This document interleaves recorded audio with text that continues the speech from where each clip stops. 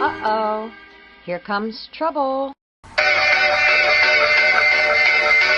Straight from Twin Town Sports Central.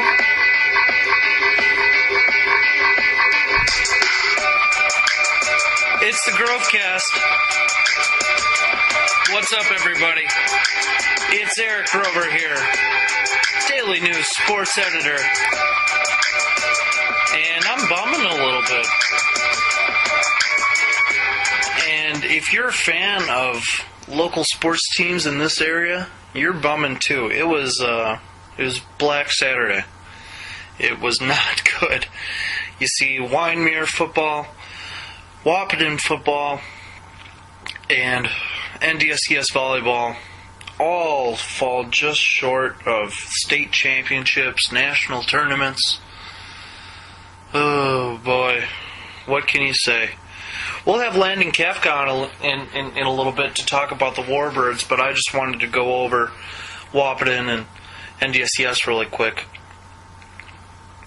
Grafton lived up to its reputation as the number one team in Class 2A football. Wahpeton played very well, though, and speaking with people across the area that were at the game, the one thing that I kept on hearing about was the defense and how well the defense played. And the defense did not play as well the last game. They played well for about a half. And then in the second half, Grafton just got going. In this game, it was just a couple mistakes here and there. A couple penalties. And if those things go the other way, it's possible that Wahpeton wins this game. What are you going to do?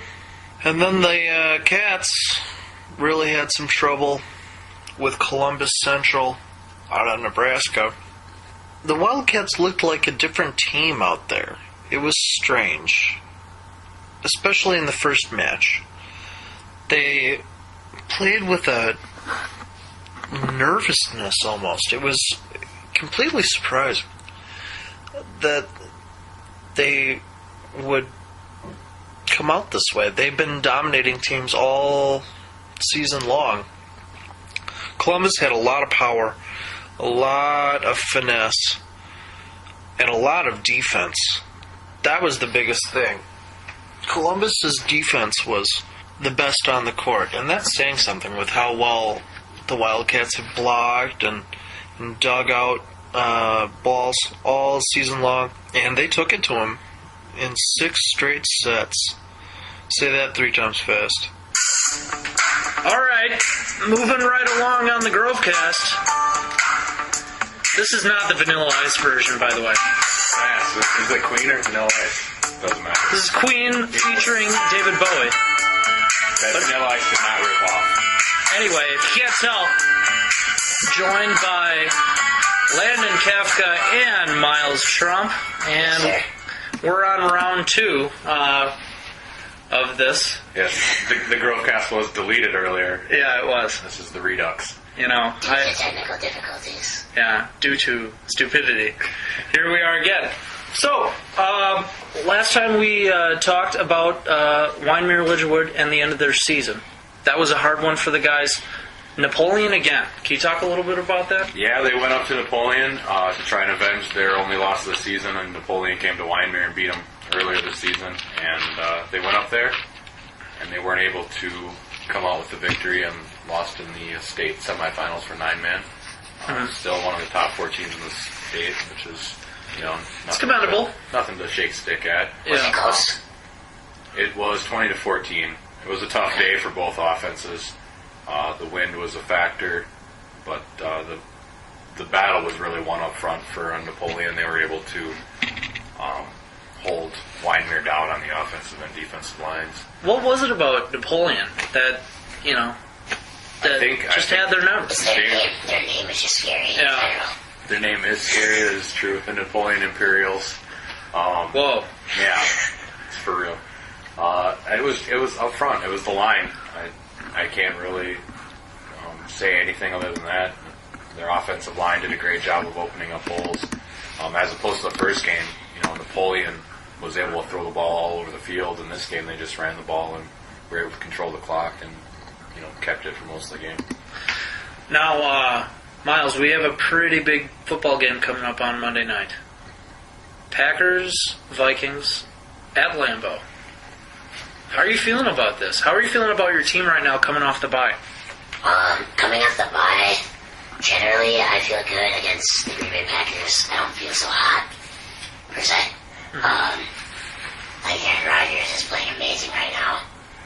I don't see the Vikings secondary defense coaching any of that being able to slow him down whatsoever, especially with the arsenal of receivers he's got. And it does pain me to say all this in the presence of Eric Grover. I hear you. I think the first time we had this conversation, it was very painful. He goes, I'd rather punch myself in the face yes. than have to say this. But I think Aaron Rodgers is probably the first half MVP, and the Vikings' pass defense isn't exactly top notch, but neither is the Packers. So maybe Potter can have himself a little bit of a game. I'm not giving him much of a chance to win or anything. You'd have to give me 15-1 stake Newton odds if I were to bet on the Vikings. I'm starting to learn my lesson about betting with you. I mean, that's exactly right. The Packers' defense is certainly vulnerable. Is there a chance that Minnesota can score with them? I don't know. Maybe. If you take a look at the first game, it wasn't completely lopsided in the first half. The Vikings hung in there. Mm-hmm. But it just comes down to, at the end, I think, that the Packers just are going to outlast the Vikings. If it's close, I just see the Packers outlasting. They look like the veteran team that's came out the Super Bowl in last year. Yeah. And they're playing like it. Yeah, even if the Vikings are able to control the ball with AP for, 14 minutes half and 30 quarter, yeah, 14 minutes and 30 seconds of a quarter, and they score 7 points. Yeah. Actually, they'll probably score 3, and they give Aaron Rodgers 30 seconds. They'll go score a touchdown, and Vikings will lose. It's a good week for Longwell on fantasy. Yeah, and the Packers are such a threat just to score quick. Yeah. They just can score points at any second. But they can't run the ball. Right. But when you have such a versatile quarterback and the fact that you can make these reads... He can run for first downs himself, yeah. I mean... You don't need to run the ball. Yeah. He's the dog package. Steve Young on Monday Night Football this week was saying that Aaron Rodgers is a Tom Brady that can run, or a Peyton Manning that can run. When you think about it that way, you're like, wow. That's impressive. Yeah. That's impressive. Well, let's move on. This week, on Monday, the Twins fired general manager Bill Smith. And we talked about this again. We're just revisiting everything. It's the remix. That's why we got Miles in here. Well, what did you guys say? What do you guys think about it? I obviously, to me it feels like Terry Ryan, just took a year sabbatical. He went and traveled Europe, maybe saw a few sites, and now he's back to his old job, which he was very successful at. And I think after 99 loss season, somebody had to be held accountable. I thought it was a little too harsh, and it was too quick to judgment. Sure, it was just 1 year, but you got to look at the Twins the last 2 years, making the playoffs, winning the division. I knew that Gardenhire would be safe. He's got probably 2 more years of screwing up before he's in trouble because he's just such a standby in Minnesota now. Yeah. But I don't know. You got to look at the off-season moves, the Mauer signing. Is that what he's getting punished for? The Mauer signing? The Mauer contract extension. No way. No, I don't think so. Mauer was going to get, we talked about this, Mauer was going to get a huge deal. He's as much Twins baseball as, the big, giant Minnie and St. Paul shaking hands in the middle of center field. I do like that. That is cool. I think Mauer not performing is just on Mauer in general. I mean, and it's not, Twins had a lot of injuries this year, and that was probably the big problem with the Twins. I mean, it's no really one person's fault. You can't really, fault anyone for having a lot of injuries. They have, a lot of things to figure out with Justin Morneau. Will he be back? They need some power hitting. They need someone to step up and take that role if Morneau isn't coming back. I And then they need some relief pitching when they actually get into a game. That's a big thing. Yeah.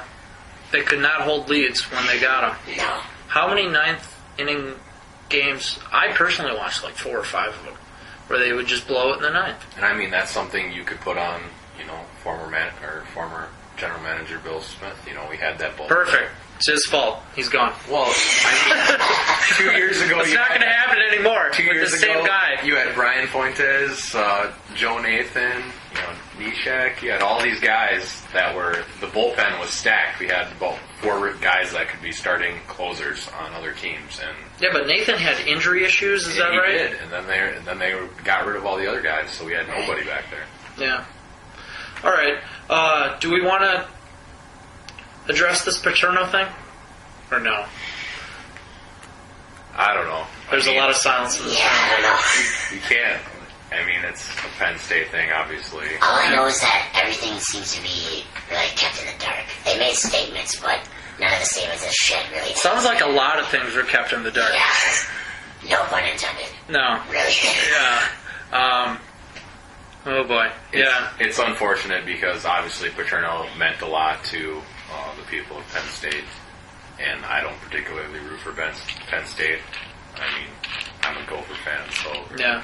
Well, just looking at it overall in terms of the program, Paterno is so old. What is he? 80 plus? 84. 84? Somewhere around there. And his level of involvement in the program is significantly less than it was even 5 years ago. So just looking at it from a Penn State football standpoint, I think that they'll be able to move on rather quickly because he wasn't doing much he was more of a figurehead, like the Queen of England. but he was a pretty big figurehead. I mean, Absolutely. like recruiting there will take a huge hit because a lot of kids went to Penn State to play for Joe Paterno. And, Yeah. I mean, he's one of the best college football coaches ever in the game, yeah. and it's unfortunate that his legacy will be forever marred by what he did or didn't do. Yeah. With problems with And who his knows? assistant coaches. Who knows what happened? And you said you just got a text message that said he's done after this I next think game. he's gone now. He's out. He's officially out as of Wow. like 10 minutes ago. See, because if that's true, that something was bad enough that they felt that they had to get rid of him right away. It was probably just to nip it in the bud, and be like, okay, Well, I mean, But cut all ties. I don't think you can necessarily just nip Joe Paterno in the bud if you're Penn State. Looks like they just did. I know, which is why I think that something must have happened. I'm sure we'll find out. well, Yeah. the thing that happened is all of this went public, and Right. they've been investigating it for grand jury investigations. Been going on since 2009, Wow. and Paterno's known about this since 2002, and this is the first that anyone in the public has known about it, but Penn State's known about it for almost 9 years now. Even back to 1999, they knew about it. So That's a big thing to keep in the closet. yeah. All right. Anyway, moving on. There is a big week of NFL games coming up. A lot of really good matchups. And the best game of the week, it's been a season of surprises. If you looked at this game at the beginning of the season, you probably wouldn't think that this would be the game of the week, but it probably is. New York Giants at San Francisco. Matchup of two really good defenses. New York is 6-2, I believe, and so are the 49ers. So really a defensive battle. Who do you like there? Well, it'll be interesting to see if Alex Smith can pull out a big game like this. This will probably be one of the first big games of his career. Yeah, I lean toward the Giants on this one, even though they're on the road. They did just beat New England. Yeah, when you beat New England on the road, Yep. I'm probably going to side with you for the next game most of the time. Let's say that San Francisco keeps this up and wins 10 games, 11 games. Alex Smith has never been to the playoffs before. Do you have any sort of reliability in him, or is his job secure now for at least another year? I mean, what do the 49ers do at the quarterback spot? I don't know. I still don't know enough, or I haven't seen enough of Alex Smith. From really what I've seen is that He throws a lot of pick sixes. a lot of big sixes back in the day. Yeah. And from this year, I've seen a lot of reemergence of Frank Gore. He's ran for over 100 yards in the last It's been a big help. That defense has been stopping drives, and then they run the ball and work the clock. Right. Yeah. I think Harbaugh as coach was a big, get for the 49ers there. He obviously was able to turn the whole team around, really. Singletary, I didn't even feel was that bad of a coach. Yeah. Harbaugh's come in there, and he put his trust in Alex Smith, and now that they're winning, I'm sure they're building, the team's building confidence that Alex Smith Is that what it was? It was the coach? All of a sudden, Alex Smith is passable? All it takes is a few wins, and once that team has confidence in their quarterback, it's hard for a team to win if they don't have confidence in their And quarterback. correct me if I'm wrong, but I don't think the 49ers have been crushing teams in their record. I think they could easily be a 500 team. And they also play in the weakest division. And they play, exactly. Never really Getting a lot of freebies. So, Yeah. and then we got some other great games here. Pittsburgh at Cincinnati. Now that's a great game too. Cincinnati is kind of like a San Francisco. Really good defense. But they have a rookie quarterback, Dalton, who's he hasn't been spectacular, but definitely serviceable. Well, I think one thing the NFL has shown over a couple of years, if you had a good enough defense, you can get away with a quarterback that doesn't make many mistakes. And I think as a rookie, his number one priority probably is to make as few mistakes as possible. So that's probably helping out Cincinnati. But it's I lost my train of thought there. What do you Well, think? I think it'll be one of their biggest tests of the season so far against Pittsburgh. I think they got a rookie quarterback, rookie wide receiver. Yeah, he's been great. AJ Green. They're young. They're for sure young. So against the Pittsburgh Steelers, I don't know how far that's going to go. But One thing Cincinnati has going for them is the Steelers are coming off their, bloodbath with the Ravens, which usually it leaves them a little bruised, emotionally and physically. So maybe Cincinnati can take advantage of that. And then we have what I like to call the ESPN Bowl, New England at the New York Jets. I think that would be the ESPN Bowl. Yeah. Everyone's freaking out there. Man, I just rip on ESPN every week. It's so easy to do. Yeah, I don't even want to talk about it, so we won't. I feel like the Jets are just mediocre.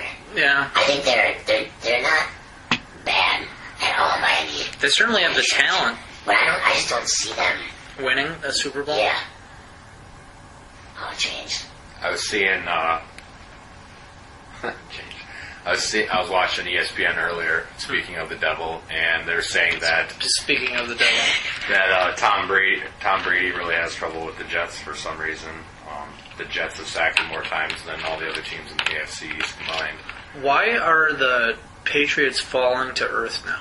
They were so untouchable. Is that what it is? Defense is not that good this year. Yeah, Well, and Tom Brady has 10 interceptions, and he had 4 all last year. absolutely. Right. So they've always had a mediocre defense. They've never had that.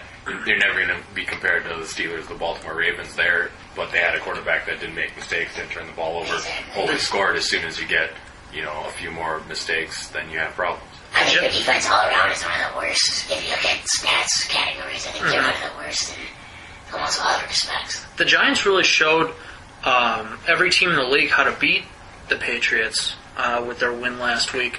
They collapsed the middle and they took away those little slants to Welker that basically gets them one first down after another. They showed a blueprint of how to beat the Patriots, and don't act like that the other teams aren't going to pay attention to that. I think that blueprint has been there for a couple of years now. But no one's been able to do it like that. They just need. When was the last time Tom Brady threw 3 picks? Well, I think he did earlier in the season, earlier right? this season, yeah. But before then, it's been a while.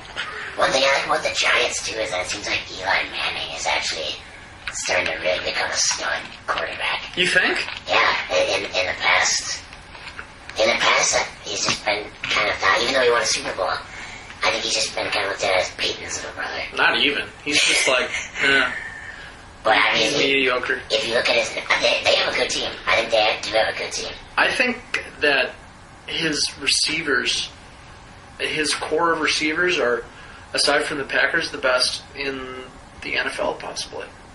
You have Hakeem Nicks, who's become a top 10 receiver. Mario Manningham is probably a top 20. And then you have this new guy, Victor Cruz, in the slot, who's been pulling in touchdowns. You throw those three guys in, and it suddenly makes him more dangerous. Definitely. Yeah. Yeah, they're all playmakers, too. All three of those guys are. We should ask Landon about, on the last Grovcast, Yeah. we talked about Andrew Luck. Oh, yeah. But Landon wasn't here for the conversation. What do you think, Landon? We talked about how if the Colts continue sucking for the rest of the year and they get the number 1 draft pick, they take Andrew Luck, and then what do you do with Peyton Manning? What do you do with Peyton Manning, though? Peyton Manning, how many years? I don't know how many years Peyton Manning has on his contract. He just signed a 5-year deal. But I was this watching, year. what was I watching? Some highlights, and people in Indianapolis were all walking around with number 12 Luck jerseys already. Wow. I have seen this, and so I think that definitely, even if Peyton, they can, who knows if Peyton Manning's ever going to come back. If you're going to Europe for stem cell treatments, something obviously has gone wrong, and you're not going to risk, Peyton Manning's not going to risk his life. He's had a good career. If you have a neck injury, that's a serious thing. One bad thing that happens, hit to the head, Sure. anything like that, it could be a perilous position for Peyton Manning. And, I could see even if Peyton Manning does come back next year, what better person for Andrew Luck to learn from underneath Peyton Manning for his first year? I think you're 2 right. years. How much? He answered both of ours in one answer. Yeah. That was concise. Yeah. I had something. It's kind of like the Brett Favre, Aaron Rodgers situation. That's what I said. And so, even though Brett Favre had, really no interest in bringing Aaron Rodgers along, I'm sure Aaron Rodgers still picked up a lot of things about, leadership and how to run a team from Brett Favre being on the sideline. And I'm sure Peyton Manning would actually be more inclined to help Andrew Luck along. And so, Probably right. it'd be the perfect situation, really. How much do you think that there is a chance that right now Peyton Manning could play, but the Colts are just like, why don't you go over there with your $20 million, have a seat, and why don't you go to Europe and take a nice vacation? Because we want this guy.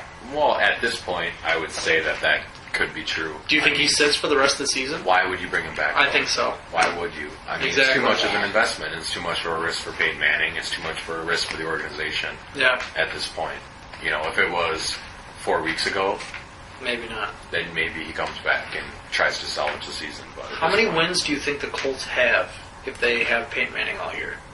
They have 0 right now. Maybe. I don't remember what their schedule looks like, Yeah. but I think they're At least a few hovering more. around 500. 500. Oh yeah, Yeah. for sure. I mean, it's amazing to see how much that guy, Peyton Manning, needs to one offense. That's insane. Well, he's the only one who knows it. Yeah. That's the problem. It's like the mad scientist that Yeah. built the nuke, but then you shot him, and now you Yeah. got problems. It's insane how one person has so much power and control of an offense. That's not a head coach. But I think it really, adds to Peyton Manning's legacy. I mean, Absolutely. the Colts don't really have any more or any less talent on the field than they did at any point with Peyton Manning at quarterback, and that team is nothing. Yeah, they're nothing. They're just getting crushed every week. So who gets the number 1 pick, the Dolphins or the Colts?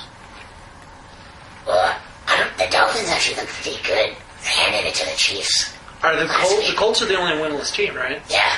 Yeah. Yeah, the Colts. The Dolphins have been on the upswing, sadly, for the Dolphins fans. And the Dolphins could be they could have 3 or 4 wins right now. They could. They lost a couple of really close games. Yeah. I think the Vikings could even get under the Dolphins for the second pick. Well, I guess the Colts are going to get lucky then. I think they're Perhaps going so. to get very lucky.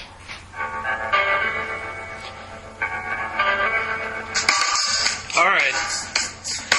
That's enough Grovcast for 1 week. I'd like to thank my guests, Landon Kafka and Miles Trump.